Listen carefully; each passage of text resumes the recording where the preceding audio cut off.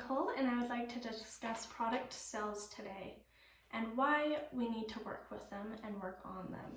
So a lot of big things nowadays are based off of social media and technology because our world has expanded and it has grown.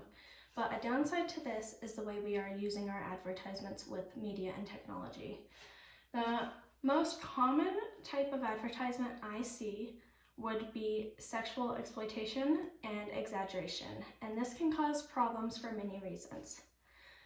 The first problem would be age-appropriate content. So with our world expanding and our technology growing, it's a lot more common to see younger children or people in their adolescence with phones or laptops or things that can connect them to the media, and those things connect them to ads or product sales. And these product sales tend to have a lot of things shown on them. And a common thing nowadays would be sexual content. So oftentimes, for an example, you could be watching TV or scrolling through Facebook and suddenly an ad pops up, and that ad is for a burger joint possibly.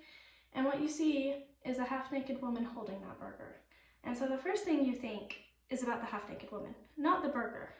But the fact that you're already thinking about it makes you remember it. So next time you're driving around and you get hungry, you may stop and think about that one burger joint you remembered, whether you remember it for sexual exploitation or not.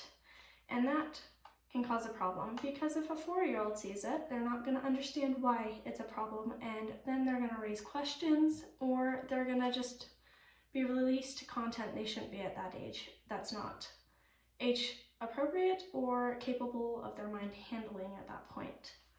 So the second reason would be the exaggeration. So the exaggeration of products happens a lot. An example of this would be someone buying a game console, and in the commercial, the game console makes you forever happy, is what it portrays. And then at that point you buy it and you realize that the game console is not the reason for happiness.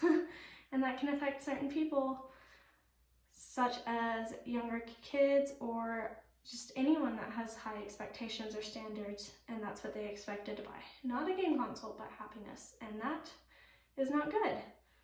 Another example of why it could be bringing us down is the fact that it affects our everyday life. And we contribute to their sales, which just makes the media more sexually explicit. So for example, if we see a commercial, for example, with exploitation or exaggeration, and we decide to buy that product, we're supporting them in making more commercials or advertisements in that way.